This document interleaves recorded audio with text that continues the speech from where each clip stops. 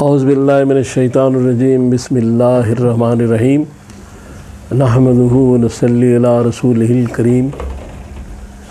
انتہائی قابل احترام سامعین و حاضرین، مجھ سے اچھے لوگوں، السلام علیکم ورحمۃ اللہ وبرکاتہ۔ دروشی پڑھ لیں۔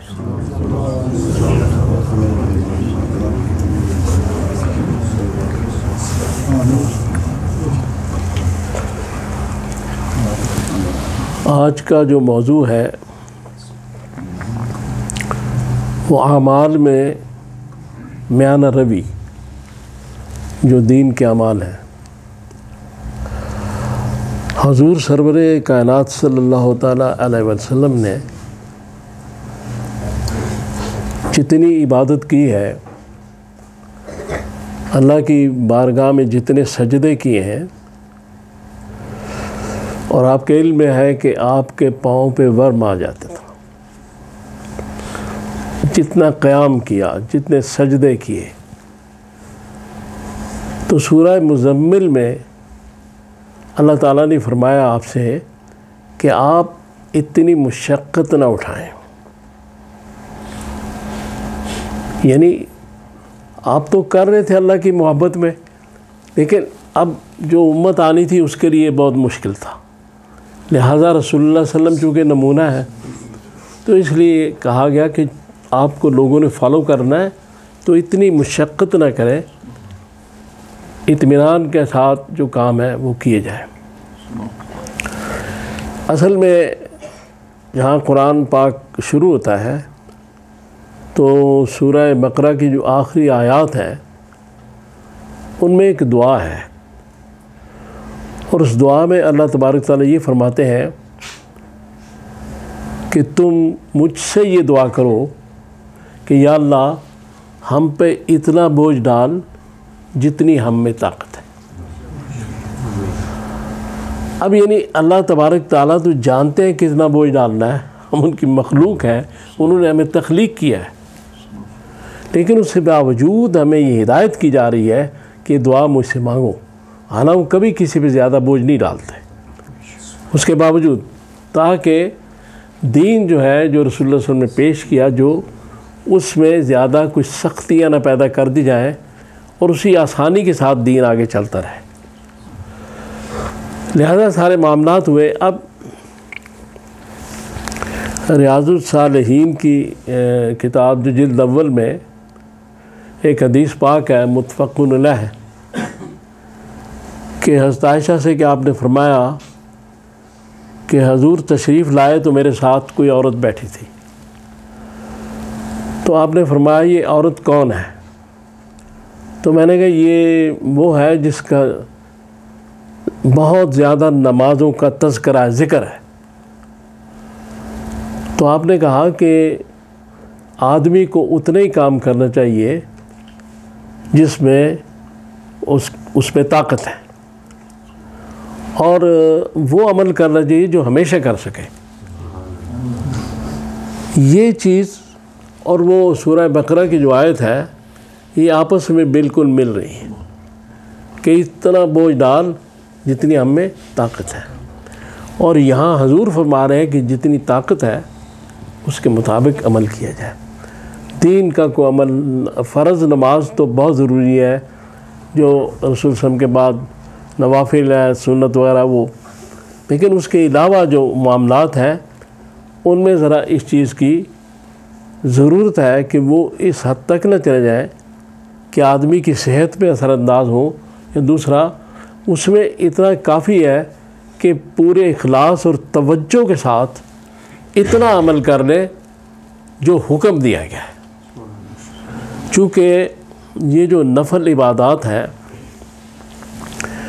اس میں فقہ کی جو اصطلاح ہے اس میں کہا گیا یہ رغبیہ عبادت ہے،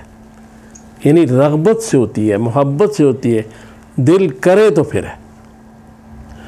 لیکن فرض جو ہے وہ ہر صورت ادا کرنا ہے، دل کرے نہ کرے، بیمار ہو تو بیٹھ کے، لیٹ کے، لیکن وہ فرض ٹل نہیں سکتا جب تک آدمی بے ہوش نہ ہو۔ لہذا اس میں تو بات ختم ہو گئی، اس لیے فرض بہت کم ہے، 17 رکعت ہے سارے دن میں، تاکہ ایک مسلمان اس کو ادا کر سکے ہر حالت میں، بیماری میں ویسے جیسے بھی لیٹ کے بیٹھ کے وہ ادا کرے ضرور۔ اس کے بعد جو عبادات ہیں جو بھی اور رغبت کا ذریعہ بنتی ہے، سلسم کی جو سنت اور جو دوسری رکعات کے علاوہ جو بھی چیزیں ہیں، آپ 20 نفل پڑھنا چاہتے ہیں، 40 پڑھنا چاہتے ہیں، لیکن اس میں رغبت ہو، دل کرے کہ میں پڑھوں، اس میں محبت آئے گی، پھر اس میں ایک چاشنی پیدا ہوگی، اور پھر وہی حساب ہے کہ جتنا گڑ ڈالیں گے اتنا میٹھا ہوگا۔ تو اس لیے اس میں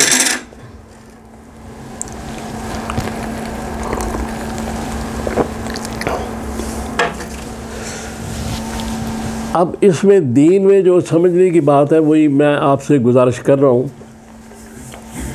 کہ فرض تو ہر صورت ہے، لیکن اس کے علاوہ جو بھی آپ کام کریں گے احادیث میں موجود ہے کہ نوافل کی بڑی اہمیت ہے، اور عصر کی جو ظہر کی سنتیں ہیں جو پہلے 4 پڑھی جاتی ہیں، ان کے بارے میں ہے کہ جنت میں اس شخص کا محل بنایا جائے گا جو یہ ہے، لہٰذا یہ چیز بالکل اپنی جگہ ہے، نوافل کی اہمیت بڑی ہے، اور اتنی زیادہ ہے کہ جس نماز کو سب سے اعلیٰ قرار دیا گیا وہ تہجد کی نماز ہے، اور وہ نفل ہے۔ فتہجد بہ نافلۃ لک عسیٰ ان یبعثک ربک مقاما محمودا، نافلۃ، تو اس کا کتنا انعام ہے کہ مقام محمود،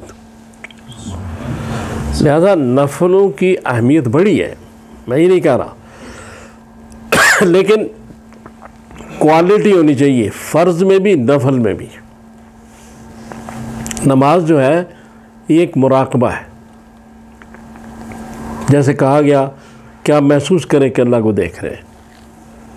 ورنہ اللہ تو آپ کو دیکھ رہا ہے۔ تو اگر اسی مشاہدے اور مراقبے کے ساتھ نماز پڑھی جائے کہ میں اللہ کو دیکھ رہا ہوں، اور اگر مجھے وہ نہیں نظر آ رہا تو یقیناً مجھے وہ دیکھ رہا ہے،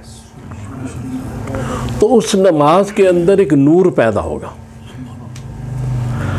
اور وہ اس کی نماز کی ایک روحانی کیفیت ہوگی اس میں، جب یہ تصور کر کے جو حدیث پاک میں اس کے مطابق اس نماز کو ادا کیا جائے گا۔ اب وہ جو نور یا جو روحانیت پیدا ہوئی ہے اس کو قائم رکھنے کے لیے قرآن نے کہا کہ اقیم الصلاۃ، یعنی یہ جو نماز ہے اس کو قائم رکھو، جو یہ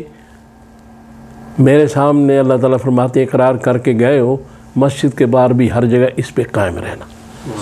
اور یہ سمجھتے رہنا کہ میں ہر جگہ دیکھ رہا ہوں، صرف مسجد میں نہیں، اس کے باہر بھی، آگے بھی، کہیں بھی۔ جب یہ کیفیت پیدا ہوگی تو وہ صلاۃ قائم ہو جائے گی جو پڑھی ہے، وہ صلاۃ جو ہے وہ قائم ہو جائے گی۔ اب یہ نماز جب آپ پڑھتے ہیں، ہم پڑھتے ہیں، جو بھی بتائے گی اس کے مطابق، لیکن